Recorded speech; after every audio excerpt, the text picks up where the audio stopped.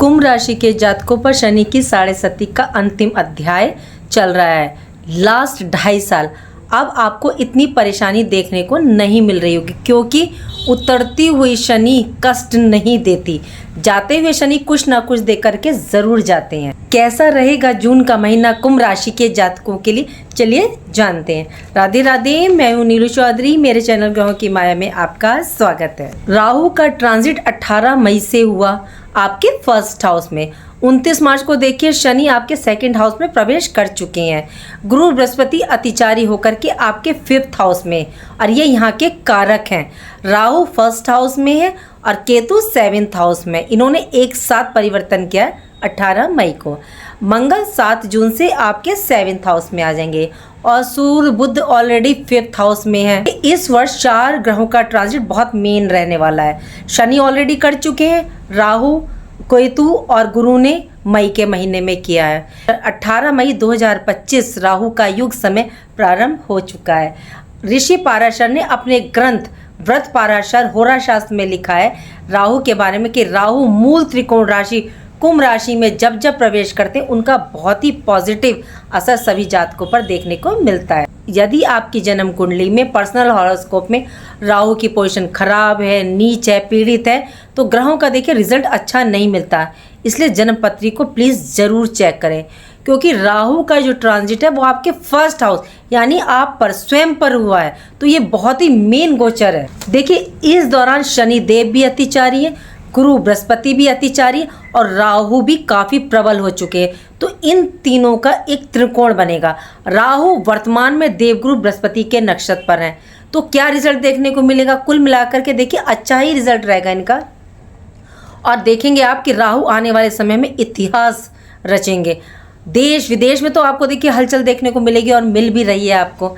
सब लोग प्रभावित होंगे। 7 जून के बाद मंगल भी आपके जो है 7th हाउस में प्रवेश कर जाएंगे। ये राहु के जस्ट सामने रहेंगे, तब और भी काफ़ी हलचल देखने को मिलेगी। देखिए सबसे पहले राहु को जानिए। राहु क्या है?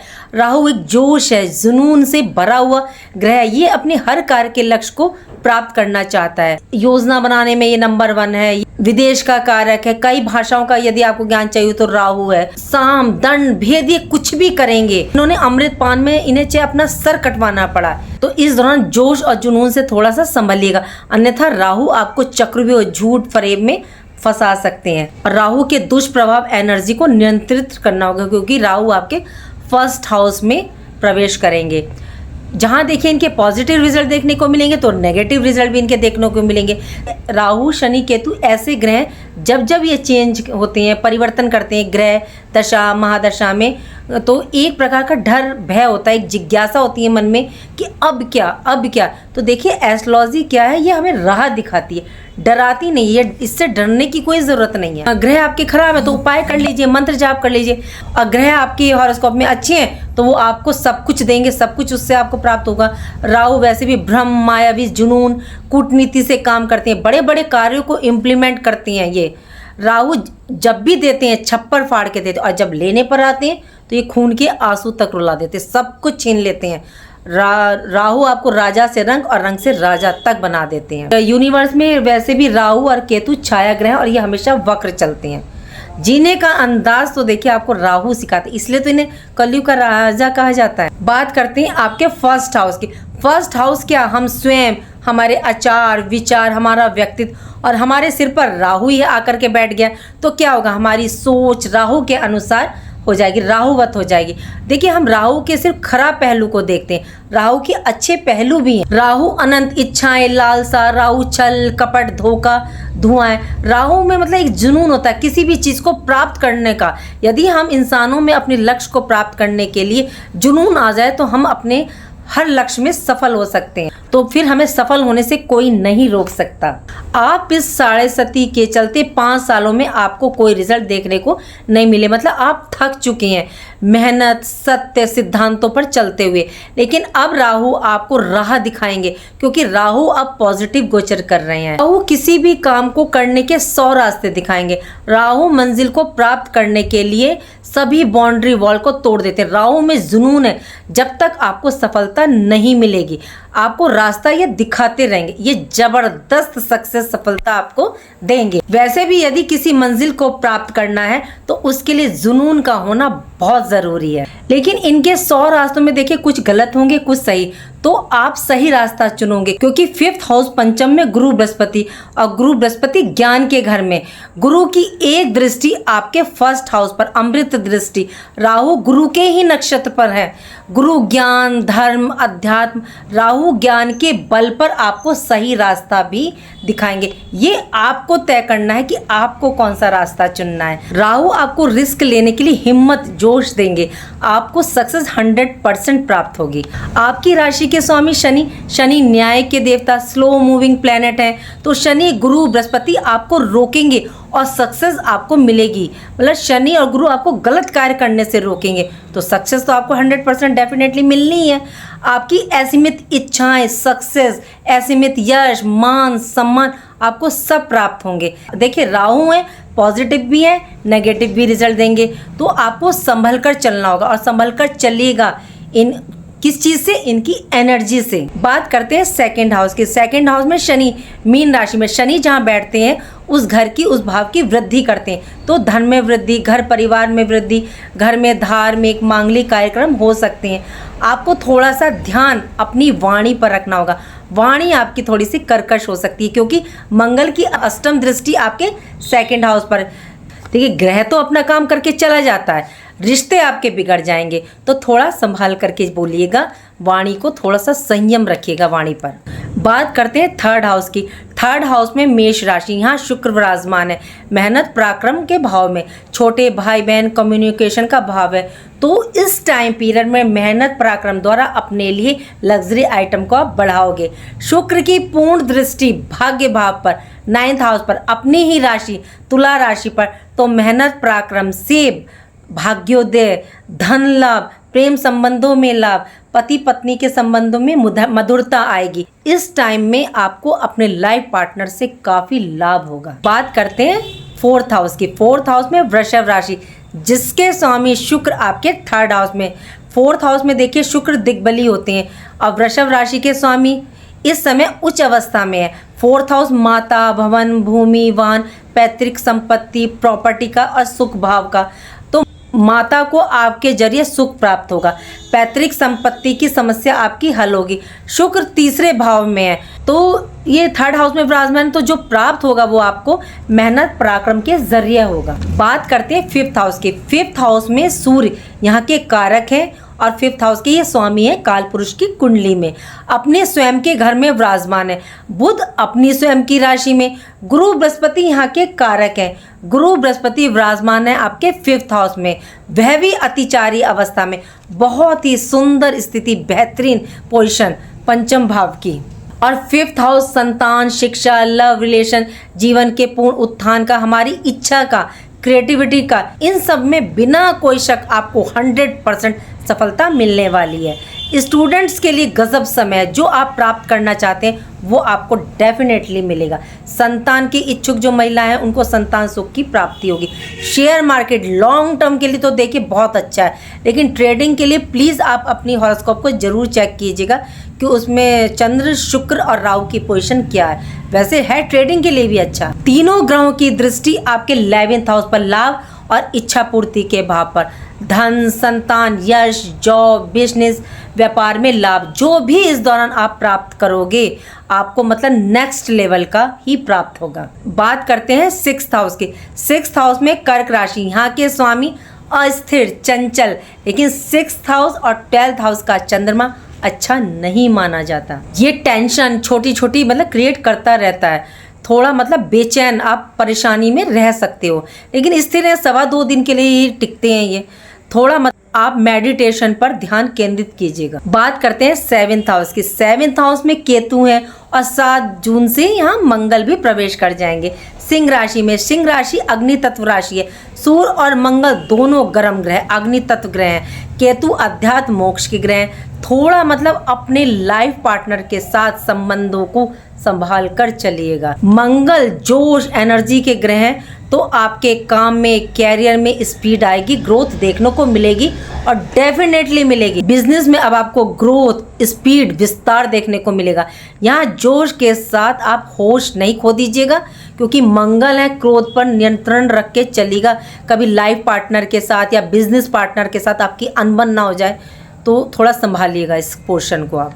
बात करते हैं 8th हाउस की। 8th हाउस में कन्या राशि, जिसके स्वामी बुध, जो आपके 5th हाउस में विराजमान है। 8th हाउस परिवर्तन, ट्रांसफॉर्मेशन, गुप्त ज्ञान का, रहस्य का, गुण विद्याओं का, रिसर्च का, साइंटिस्ट का। यहाँ शनि की सप्तम दृष्टि, शनि जब भी देते हैं आपको पक्का परमानेंट देते हैं, या तो वे देते ही नहीं हैं। शनि की 6.5 का भी अंतिम चरण है, तो यहाँ अब वे आपको 100% बिल्कुल पूर्णतः परमानेंट देने वाले हैं। ज्ञान, रहस्य को, विद्याओं को वो प्रदान कर रहे हैं। 8th हाउस आपके जीवन में मतलब अचानक सडन चेंज लाता है। तो अगर आप एस्ट्रोलॉजी सीखना चाहते हैं, ज्योतिष का काम सीखना चाहते हैं, तो उसके लिए भी बहुत बेस्ट है। और 8th हाउस मतलब अचानक से रिजल्ट लाता है। बात करते हैं 9th हाउस की। 9th हाउस में तुला राशि, इसके स्वामी शुक्र अपने घर को देख रहे हैं संजीवनी दृष्टि से। गुरु बृहस्पति की 5th दृष्टि, राहु की 9th दृष्टि। जब 2 गुरुओं की दृष्टि धर्म भाग्य भाव पर हो, तो इस टाइम पीरियड में आपको मतलब कोई गुरु, अध्यात्म की प्राप्ति मतलब संभव है। गुरु सिर्फ देखिए अध्यात्म गुरु ही नहीं होते, आपकी लाइफ में, जॉब में, बिजनेस में आपको कोई ऐसा व्यक्ति मिल जाए, कोई ऐसा शख्स मिले जो आपको सही राय दे, आपको मतलब गाइड करे, जिससे आपको दिशा दशा प्राप्त हो, आपके लिए वो प्लस लाए, पॉजिटिव लाए आपकी लाइफ में, आपके बिजनेस को उठाए, तो ऐसा व्यक्ति भी आपका गुरु हो सकता है। धर्म अध्यात्म की तरफ इस दौरान आपका रुझान बढ़ेगा। पिता के भाग में मतलब वृद्धि होगी। आपका भाग्य आपका जबरदस्त साथ देगा। और अगर इस दौरान आप धार्मिक यात्राएं करना चाहते हैं तो बहुत बेस्ट है। और आप धर्म अध्यात्म से मतलब जितना जुड़ करके रहेंगे, तो आप देखिएगा इस टाइम में आपको उतना ही बेस्ट रिजल्ट मिलता जा रहा है। बात करते हैं 10th हाउस की। 10th हाउस में मंगल की उच्च दृष्टि है और यहाँ वृश्चिक राशि विराजमान में, तो अपने स्वयं पर के घर पर पड़ रही है दृष्टि। तो 10th हाउस आपका कर्म क्षेत्र, पिता का, सरकार का, और यहाँ मंगल की दृष्टि, तो कार्यों में मतलब तेजी देखने को मिलेगी। प्रमोशन, तरक्की, गवर्नमेंट रिलेटेड आपके कोई काम रुक गया था, तो इस समय वो आपका पूरा होगा।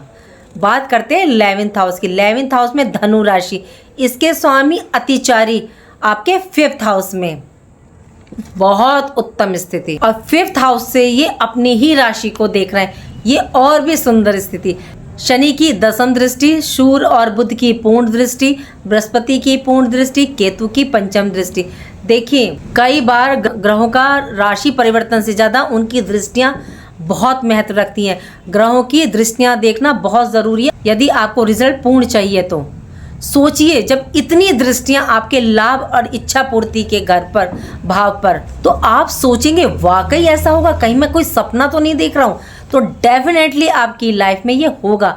आप देखिएगा और आप देखोगे आने वाले समय में। देखिए सत्य को प्रमाण की आवश्यकता नहीं है, लेकिन इसके लिए प्लीज़ अपनी पर्सनल हॉरोस्कोप जरूर चेक कर लीजिएगा कि वहाँ पर इन ग्रहों की क्या स्थिति है। और फिर देखिएगा अगर स्थिति अच्छी है तो आपको 100% रिजल्ट मिलेगा। फिर आप स्वयं कहेंगे कि हाँ सत्य को प्रमाण की आवश्यकता नहीं होती।